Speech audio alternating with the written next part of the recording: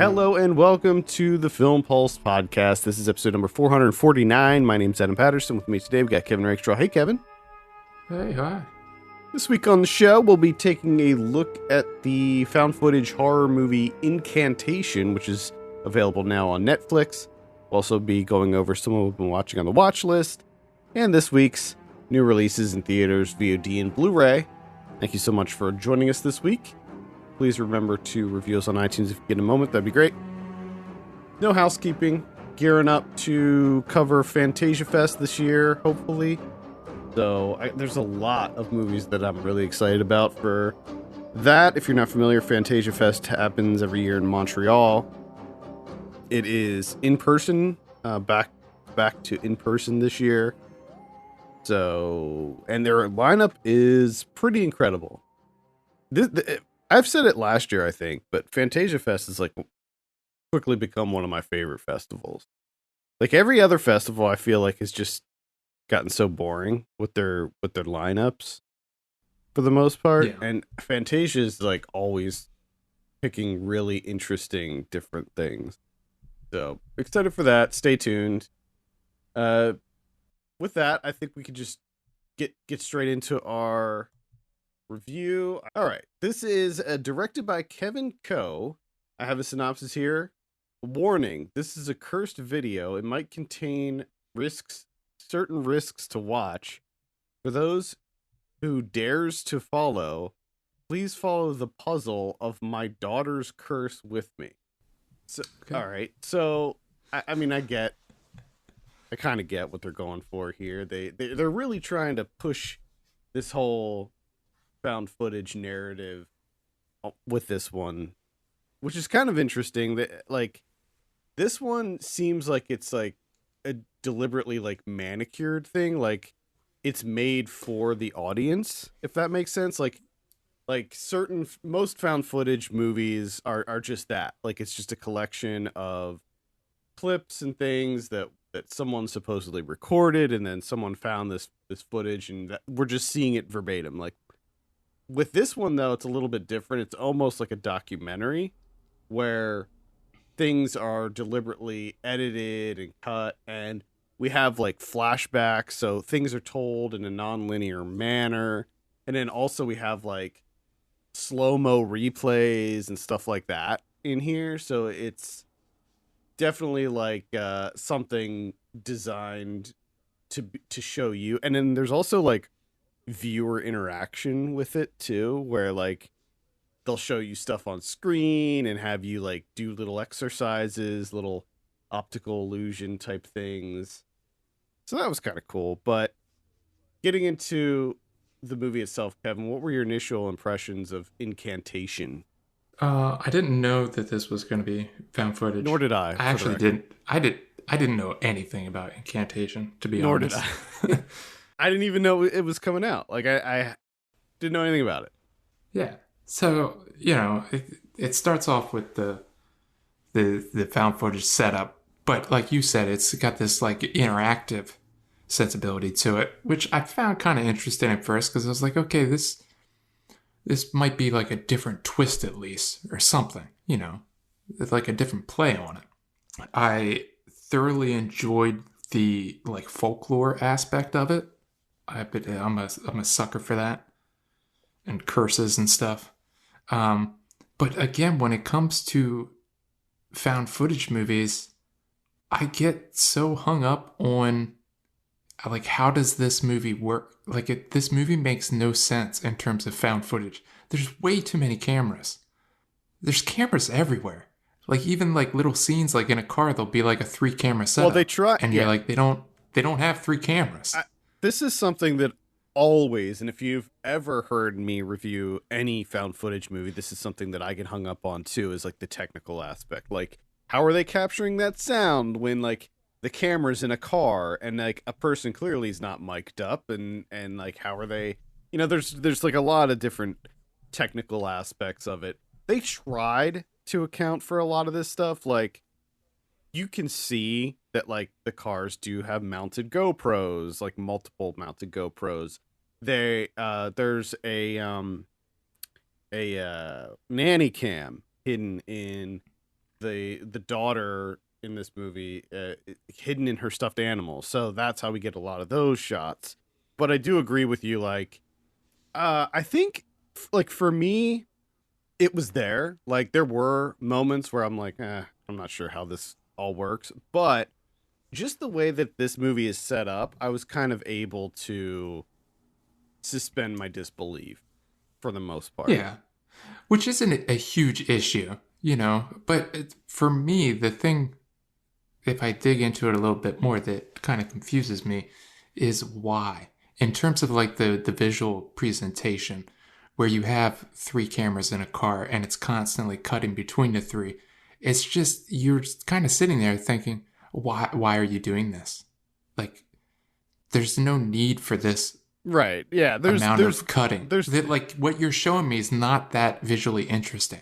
I don't need three different angles of someone just sitting in the back seat. there's a lot of stylistic choices that may aid in the overall narrative, but don't necessarily make logical sense as far as like a document of what's happening here. Like the whole premise of this is that this woman she was involved in like one of these ghost hunter groups, and she had like a YouTube channel that she did with these two other guys, and they went to this village, this like super secretive, almost culty type village where they were performing this spiritual ceremony, and through some dumb shit that they did, they kind of unleashed, I guess you could say like a curse, but basically this angry deity like kind of claimed her daughter. She was pregnant at the time. And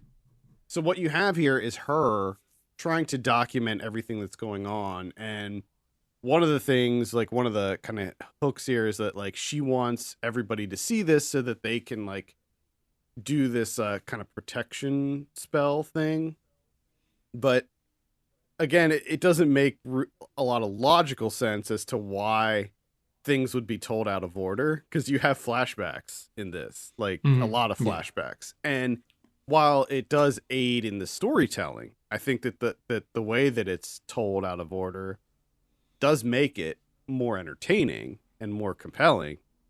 The logic of it doesn't really, because like what was she, did somebody go in and edit what we're watching, you know what I mean? Like Well, and I think they kind of are because of the sort of twist that happens at the end. that's, The yeah. way that it's set up is that they're trying to lead you to believe one thing, and then, but it does seem odd to, if you're trying to trick the audience, it does seem odd to have an explainer at the end of like, actually, this is what it is. Like, if you were actually trying to trick everyone, it's like maybe you don't let people in on that. Yeah. You just say like, yeah, that's what it is. Best of luck to you guys. Now, And then they have that false sense of security or hope or whatever. yeah, getting into like sort of the meat and potatoes of this, the set pieces, the horror sequences, I thought they were all really well done. This is a genuinely creepy movie. And Oh, especially the stuff that happens in the village, yeah, because it's this old village and it's snowing, and most of it takes place at night with the snow falling, and it's just creepy as hell. yeah, I The liked, atmosphere of all those scenes are just yeah, all of amazing. those sets, like where all of the locations are just inherently creepy. Like all the houses, like the just the whole village, everything is very creepy. The Even the opening sequence, that opening sequence, I don't know if I've seen a more like disturbing opening sequence in a movie for a while. Just that like kind of montage that happens at the beginning where you're just like, oh my Mhm. god, like what did I just turn on, like what We- am I in for here? yes, yes, yeah. There's a lot of teeth. It's a movie that definitely hits the ground running, and I think that one of the pitfalls of a lot of found footage horror is that a lot of them tend to be very slow burn movies Yeah, that you, you it's all build up to a big payoff at the end, whereas this, it drip feeds you those moments, those like really tense, suspenseful horrific moments like throughout the whole thing. So it's not like it Yeah. ever gets dull or anything like that. I will say that it does feel a bit long. One of the other kind of hallmarks of found footage, a lot of found footage movies, is that they're on the shorter side of things because they tend to wear out their welcome very quickly. This movie is almost 2 hours long, which I feel like they could have trimmed that down a bit. Yeah. No, the pacing of this is that like that's my biggest gripe of this movie is the pacing. Yeah. It's far too long. Yeah. Like there's I mean, you're mostly engaged the entire time, but there are pockets here and there throughout where it's just like, okay, let's go. I would say Let's get back to it. Let's get on track here. it's a good balance of there are jump scares in here, but there's also just a lot of really creepy imagery, and there's almost body horror elements to it as well. Oh, definitely, yeah. And anybody that suffers from tryptophobia, like, oof, you're gonna have a rough time with this one because there's lots of groupings of uneven circles, and the teeth scenes. I mean, I've seen movies before, with people that have like crazy teeth and stuff, but the way that they did extra rows of teeth in this movie looked so real to me. Like, I don't even know how they did it, honestly. It just looked so real. No, I hate it. I hate I mean, we've talked about this before, but I hate wherein teeth are where they should not be. Oh, yeah. And there's a lot of that. There's teeth falling out. There's extra teeth growing in this movie. See, I never have an issue with like teeth falling out. No, I never do either, pulling really, teeth honestly. out or anything happening to teeth. It's just teeth placed somewhere that they should not be on someone's body. There was a horror series on Sci-Fi. It was an anthology series. I can't remember the name of it, but the like monster in that series was It's just all teeth. Yeah, it was all teeth. Which is funny that you say that because the night before watching Incantation, I tried to pull up Shudder on my PlayStation, but it asked me to log in, and I didn't remember the login information. But on the login screen is the tooth monster. Yeah. And my wife she lost it. She had to close her eyes and she was like, please tell me when it's gone. Yeah, that thing. And then to do this the next day and there was more teeth, I'm just like, the fucking teeth. God damn it. Stop it with the teeth. Yeah, I think that's part of the tryptophobia. Like I think that might be triggering for it as well.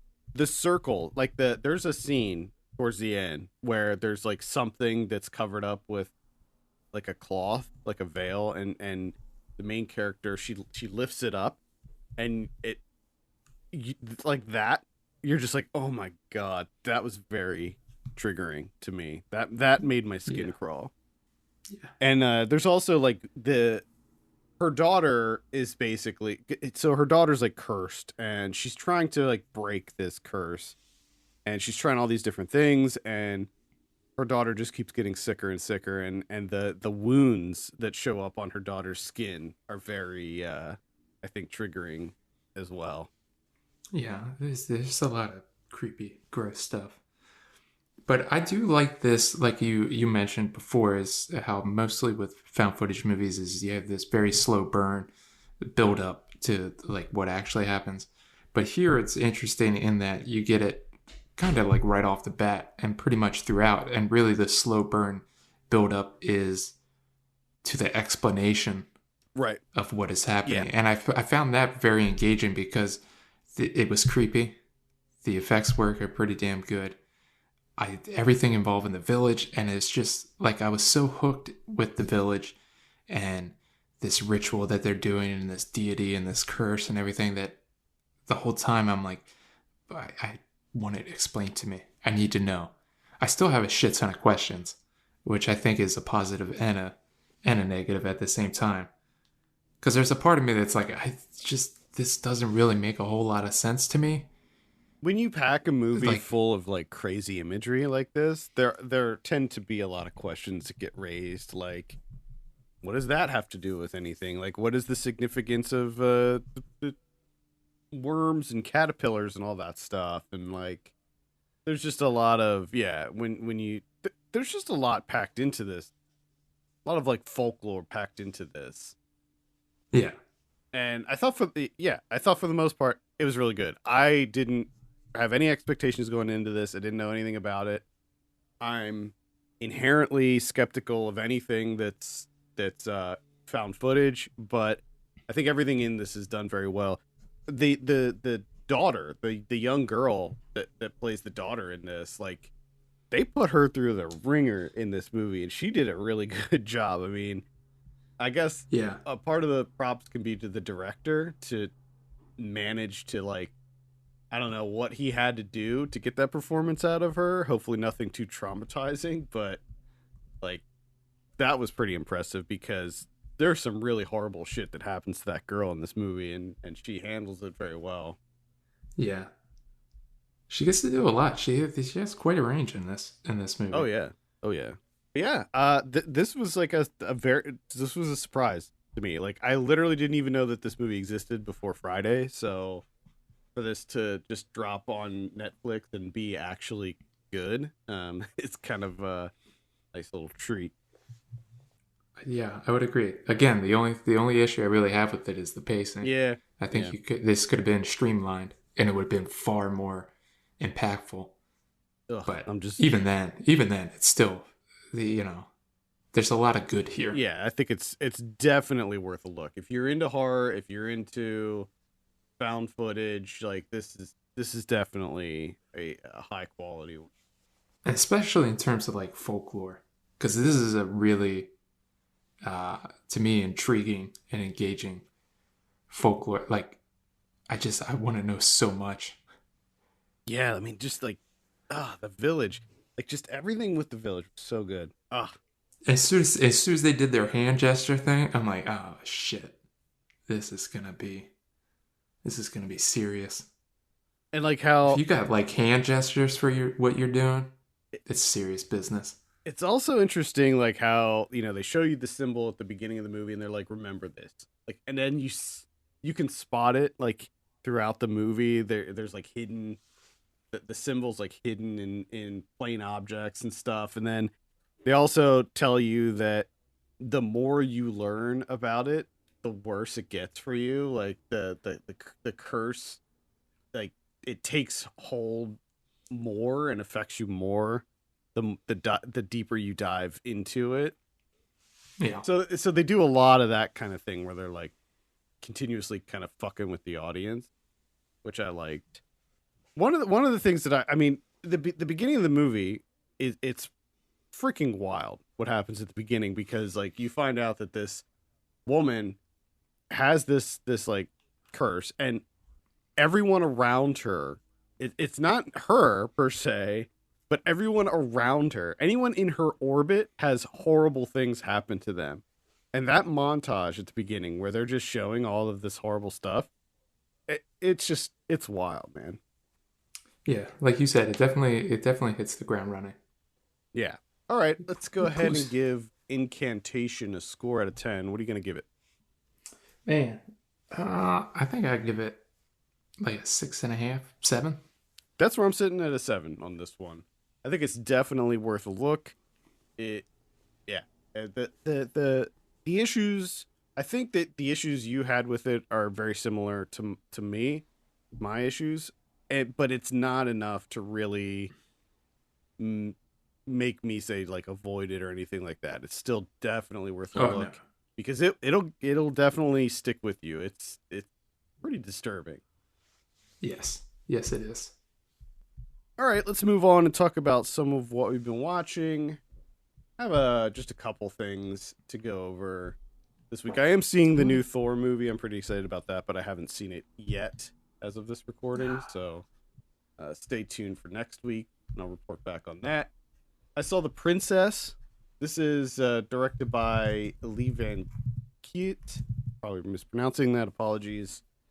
This dropped on Hulu, and it's an action movie that takes place. It's like a medieval action movie, and it involves it stars Joey King as a princess who is kidnapped and locked in a tower, and basically her father, the king, there was a coup, and he was overthrown. Their little kingdom was taken over, and this this guy who comes in is gonna plans to marry her and take over the kingdom. And turns out she's like a badass. She's like a badass fighter, and she's like, you know what? Nah, that's not on my watch. So the whole movie is her escaping this tower. So it's like it's basically a reverse raid.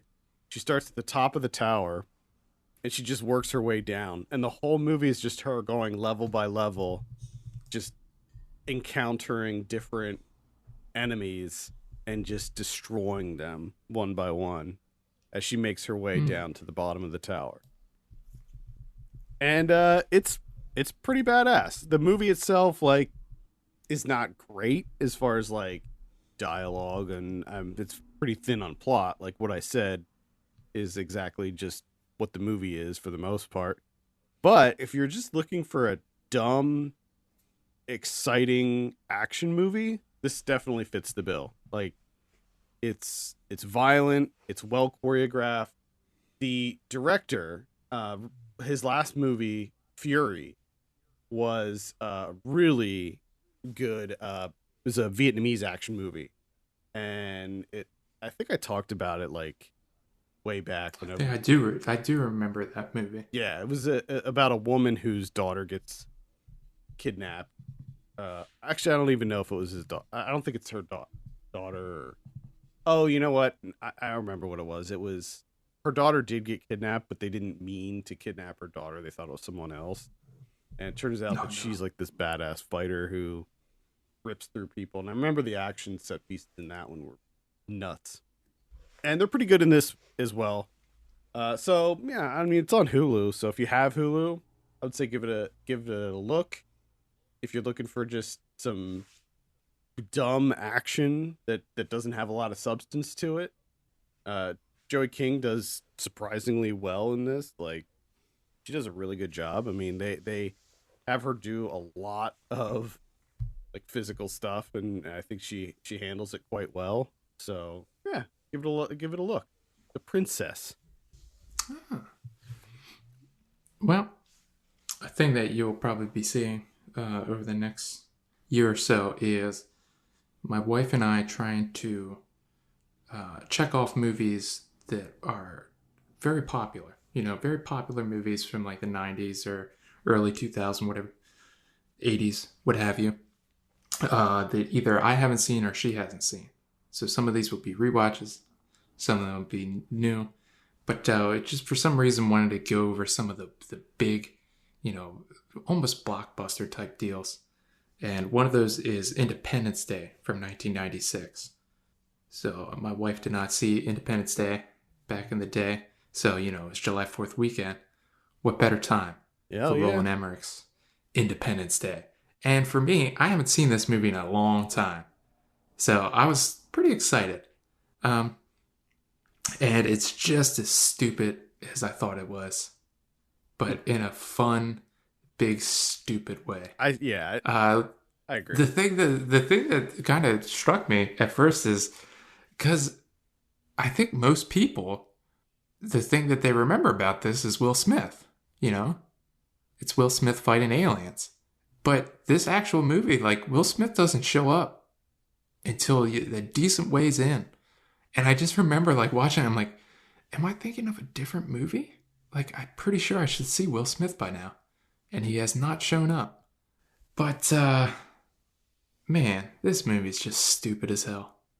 And I just love everything about Jeff Goldblum figuring everything out that no one else has figured out, you know, that has the governments and everything that have all this information. But he's the one figuring out the codes and stuff. He's the one that just somehow creates a virus that he knows will work within the entirety of the alien computer network, I guess. Because I guess their computer network is exactly the same as ours, with the same type of encryption and everything, which is odd to think about. And the fact that Will Smith's just like, I saw one of these ships fly, so I know what to do. I know exactly how to maneuver this thing and how to fly it. And the two of them just fly out into space, dock inside the mothership, and he does the clickety clacks on his keyboard. And just the fucking scene of it popping up and saying uploading virus, and you see that status bar, and you're just like, this is the dumbest shit ever. I love it. And then it's like a laughing skull and crossbones once it finally updates or Classic uploads 90s into virus. Get the fuck out of here. It's so fucking dumb. I love it. Oh, good lord. What a dumbass movie. They just don't make them like this anymore. I know. Yeah. And then they try, like Roland Emmerich tries with that like Moonfall movie, but I don't think I don't think it's on the It's same just not level. the same. It's just not the same. All right, well, that's Independence Day. Definitely check that out if you haven't. I mean, we covered it on Saved by the 90s a while ago, I think, and it was fun. It was fun to revisit that one. I really liked it as a kid. Oh yeah, I was really into good that. times. Okay, one that I saw that was also pretty stupid was Student Bodies. This is from 1981, directed by Mickey Rose. This is touted as the first horror comedy. I don't know if that's actually true or not, but that's what they say. It is a movie that just it's a spoof. It's a spoof movie that kind of plays off of the slasher trend that was just starting. It's kind of interesting that this came out in 1981 because that's like the very very beginning of the slasher trend, and so Yeah. they were pretty early to the game on that one. But it's stupid as hell. But there definitely moments. There are some genuinely funny moments in this movie that surprised me at how there were some laughs that I had where it was bad and I was laughing at it because it was bad, but then there were like a few like little one-liners or just throwaway gags in here that made me laugh, like that were just genuinely funny. Like there's this shop teacher and he's obsessed with horsehead bookends, so all he talks about is making horsehead bookends and how he loves horsehead bookends so much. And it was just so like random and funny. And there's also this scene when there's this the student and she's in like the principal's office and she's crying because like people are getting murdered and stuff. And he goes, here, wipe your tears. And it's just a box. It's like a box of tissues, but there's no tissues in it. So she's wiping her tears with the actual box. And he's like, sorry, I ran out of tissues. And so there's just like a couple moments like that I thought were really funny. But overall, I did enjoy this for being this kind of bad horror comedy. So yeah, I don't know. I rented it on Apple TV. What? Why? It's on Tubi. It says it's on Tubi, but it's not.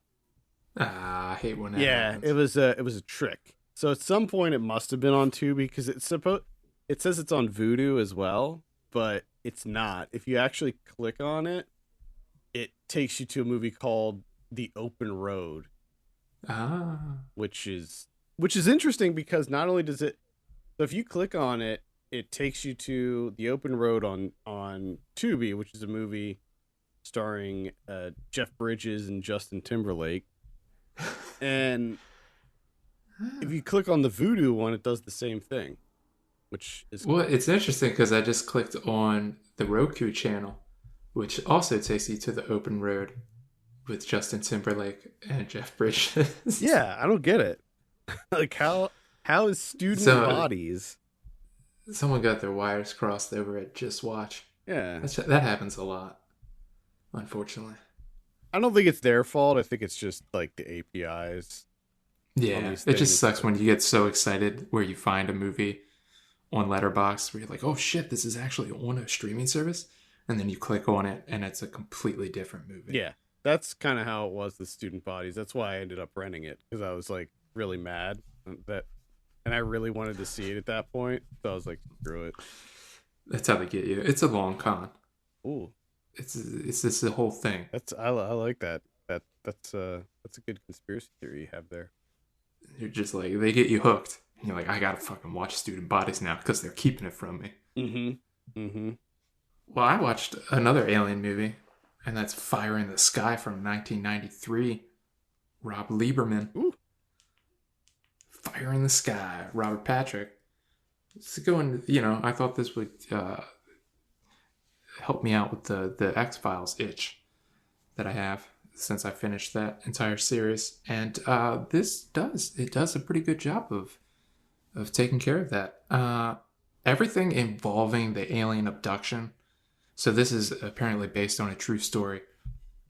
This guy wrote a book, Travis Walton, about him being abducted by aliens, and then he was gone for like 5 days.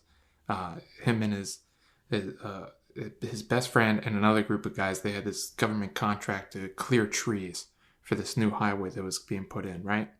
So they're out doing that, run late one night, and they're coming back, and he gets abducted by aliens, right? So the guys go back into town, they call the cops, tell them the story. Of course, the cops are like, what the fuck? Something happened. There's foul play here. So, of course, the entire community, everything, starts to suspect that these guys just killed Walton, right? So it's more about that, of how everyone kind of comes up with their own conclusions. The group of guys can't be trusted, so the community is essentially turning on them. Their friends and family are turning on them. So it's more about that.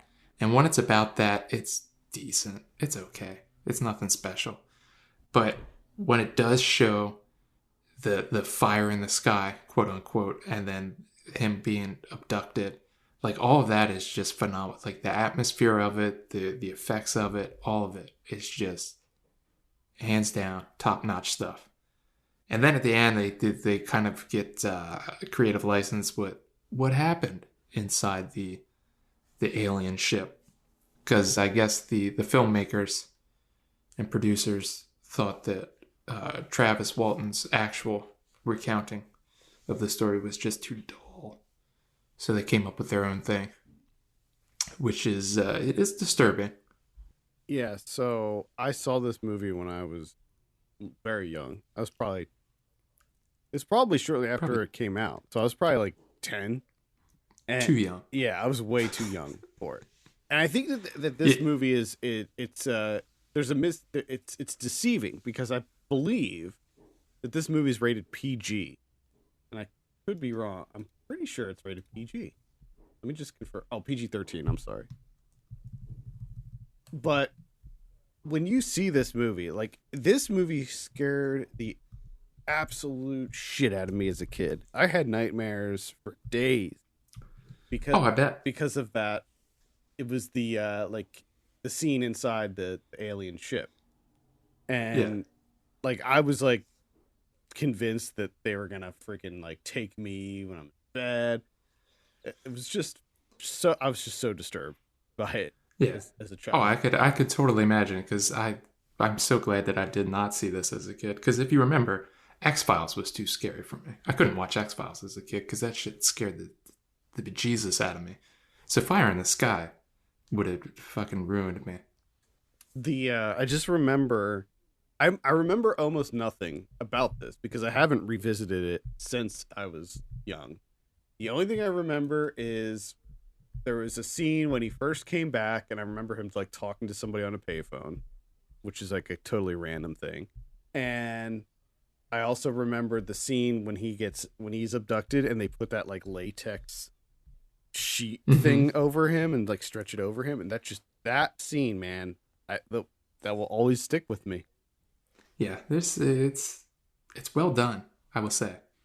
Like the first interaction where they encounter the light and they get closer to the light and everything, like that is extremely well made. Yeah, I really want to. I plan on revisiting this at some point for Saved by the 90s. I just need to come up with a theme to surround it.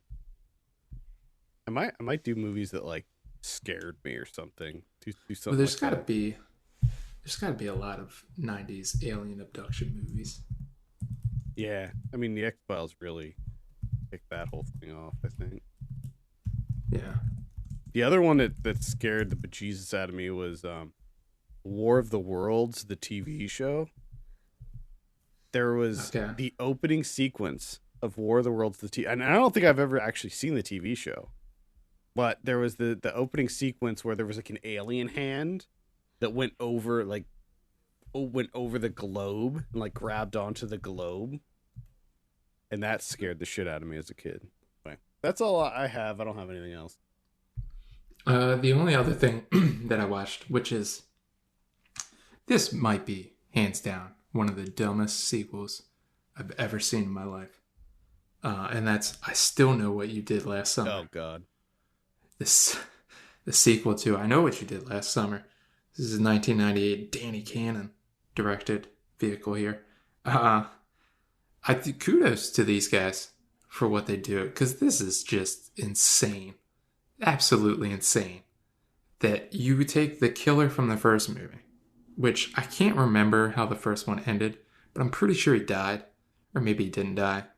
You know, they leave it open ended, like he died, but maybe he didn't.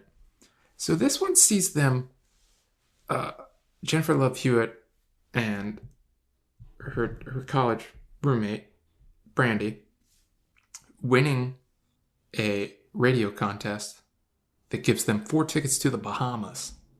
And the killer from the first movie is there in the Bahamas to get them. And everything about this is just absolute insanity. You got Jack Black in dreadlocks for some reason. He's like the weed dealer in the Bahamas. And it's all about them like being in the off season. And they give this elaborate backstory of like the killer's actually from the Bahamas and he's buried there, like his whole family's buried there, and he worked at this hotel for years. It's just absolute insanity. What I really want is a movie that runs concurrently with this movie that shows you all the behind the scenes, the logistics of how they made this come together in terms of the father-son duo. You know, the killer, I can't even remember, like the fisherman, I guess is what they call him. I think so, yeah. Yeah. Him and his son, like planning all of this, because everything has to go perfectly for this to work out for them, to kill them in the Bahamas, which makes no sense to me why they have to kill them in the Bahamas. Like, they bought tickets for 4 people and flew them to the Bahamas. And then they bought their own tickets to go to the Bahamas too. I want to see the fisherman on the flight. That's what I mean. I want to see him buying the tickets and planning all of this. Because it's just absolute insanity. It's the dumbest thing. But it's also kind of fun. Because of just how stupid it is. It's just brazen in its stupidity, really. It's incredible. Now, are you going to see I'll Always Know What You Did Last Summer? Now, I really didn't want to watch this one. But now that I've seen this one, I kind of want to know what they do. Because if you finish the first I Know What You Did Last Summer, right? And you're thinking, what could they do in terms of a sequel? I think the furthest thing from your mind is, oh, okay, the survivors will win a radio contest. They sees them win 4 tickets to the Bahamas to stay at this resort in the off season, and then the killer then shows up in the Bahamas. Like, that's just, you would never think of that in a million years, because that's just not something that you would make into a movie. That's just asinine. That's out of control. But here it is. I watched it on HBO Max. They did it, Adam. These people did it. Like, it's a testament to something. I don't know what the testament is, but just, you can make wild ideas come true. It's just, it's incredible to me that this happens. Well, you can avoid I'll always know what you did last summer because it has nothing to do with the other one. It's not insane in any way. It's insane, but but it's just completely separate. Like none of the characters are the same. Mm. It's a whole different story. So it's a sequel in I name only. gotcha. I would like to see Jennifer Love Hewitt survives. She ends up getting into NASA. She becomes an astronaut. She goes to the space station, and the fisherman has also done all of those things, and he's at the space station. Usually they don't go to space until like the fourth or fifth sequel. Yeah, yeah. Which is funny because that idea I can see happening. I'm like, oh yeah, they always end up in space at some point in time. But the Bahamas thing, I never would have guessed in a million years. Oh, I just thought of something. Final Destination in space. Think about the opportunities. It's Final Destination, but it takes place on a space station. Holy shit. That would be a genuinely awesome movie. Correct. Which we tried to watch the third one last night, but HBO Max wasn't working. So you went with I still know what you did last summer. You No, know, no. Last night we started The Bear. okay. All right. The they made a show. There's an I still know what you did last summer TV show that came out I think it was last year. It got canceled already, but it wasn't actually that bad. I mean it wasn't good, but it was better than I kind of expected it to be. Lots of kind of fun twists and turns in it. But it was like nothing. Again, it wasn't really related to the original one at all. Yeah, yeah. It was basically Which is just the same basic what? plot where kids accidentally kill somebody and then that person comes back to kill them. Well, I think that's the thing is they fuck themselves over by doing the Bahamas thing because after that you're just like, there's nothing we can really do. We just got to start from scratch. All right, so avoid. I still, or maybe not. Maybe No, check out. I don't know. you definitely watch them back to back because it's just the escalation is just insane to witness.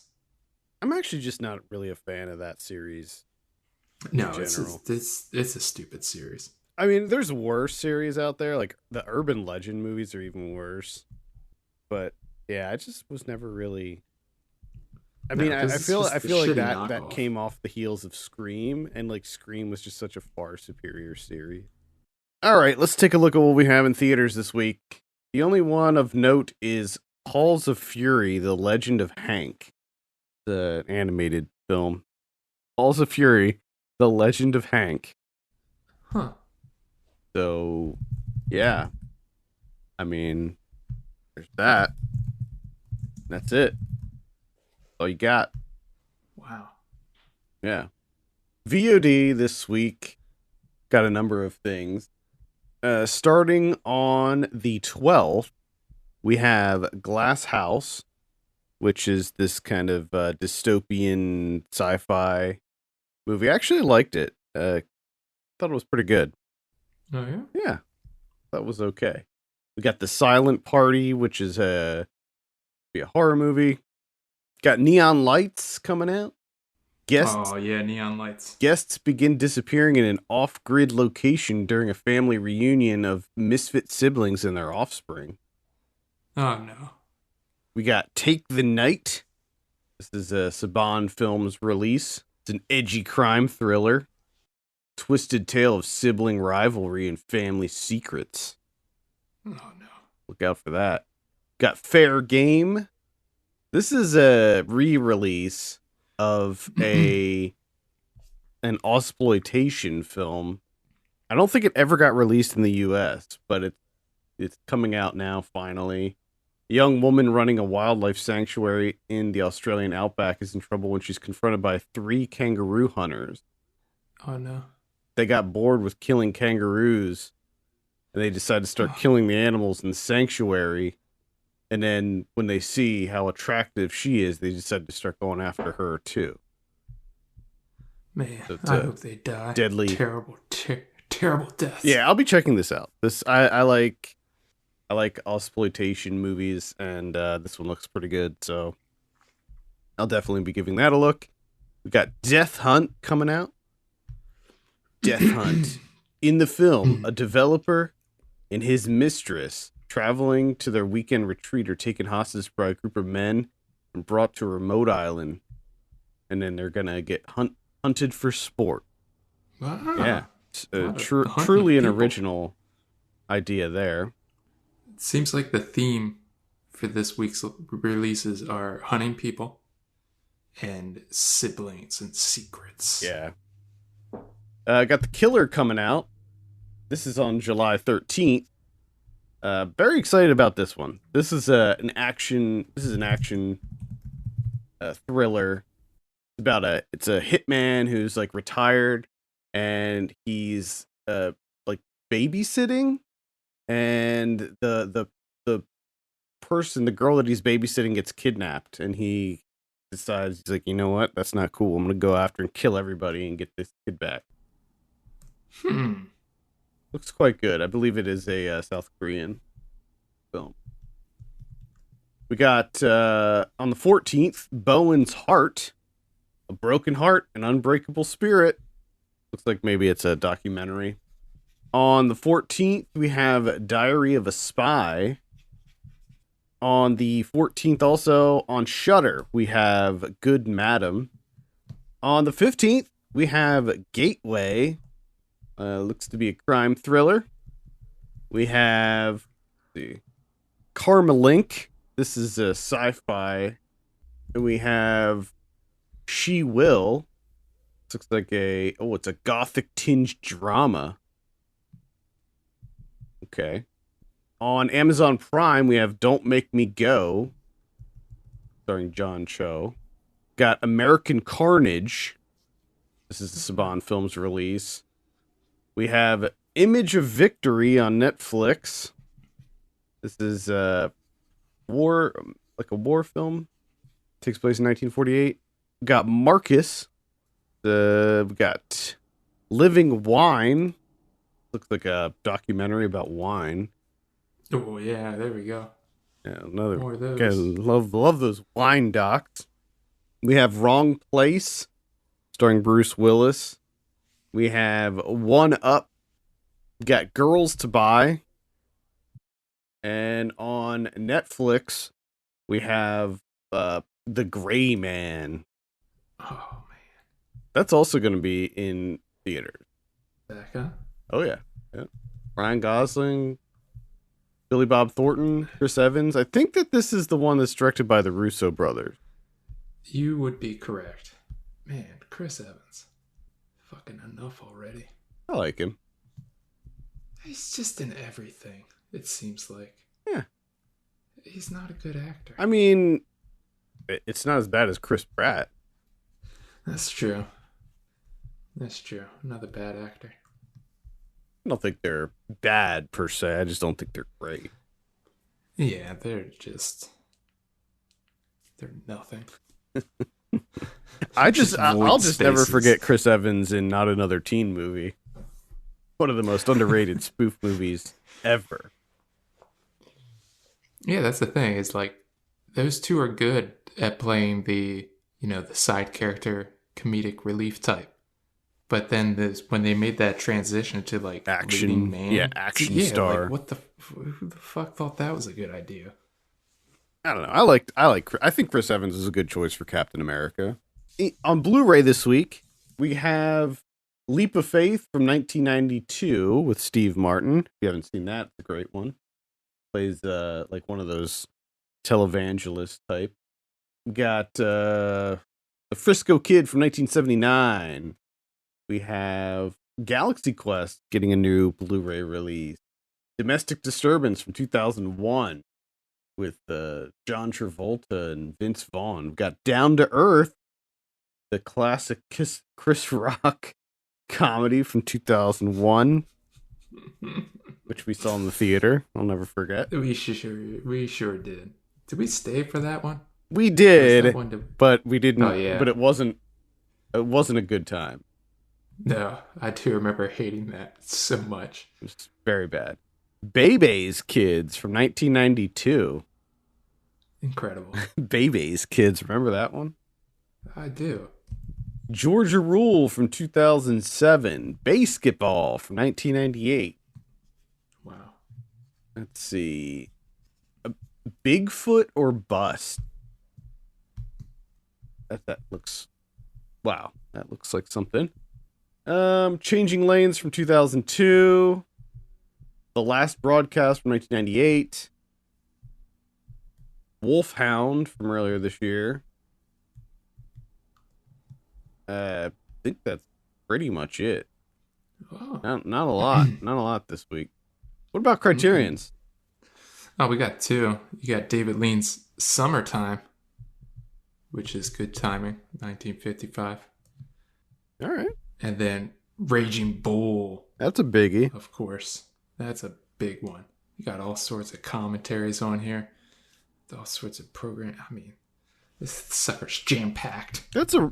With special features. Is that a re-release? Because I think that's a re-release, right? Because I don't know. I'm pretty sure. I wouldn't say it is. I had Raging Bull on, I don't know if it was Blu-ray or DVD, and it had a ton of features. I remember that. Well, this one's got a 4K UHD edition. Ooh, nice. All right. Well, I think that's going to do it for this week. Thank you so much for listening. You can send us your questions and topics to podcast@filmpulse.net. You can follow us on Twitter @FilmPulseNet and @FilmPulseKevin. And if you have a moment, consider giving us a review on iTunes. That would be very much appreciated. For Kevin Rakestraw, my name's Adam Patterson. We'll see you next week.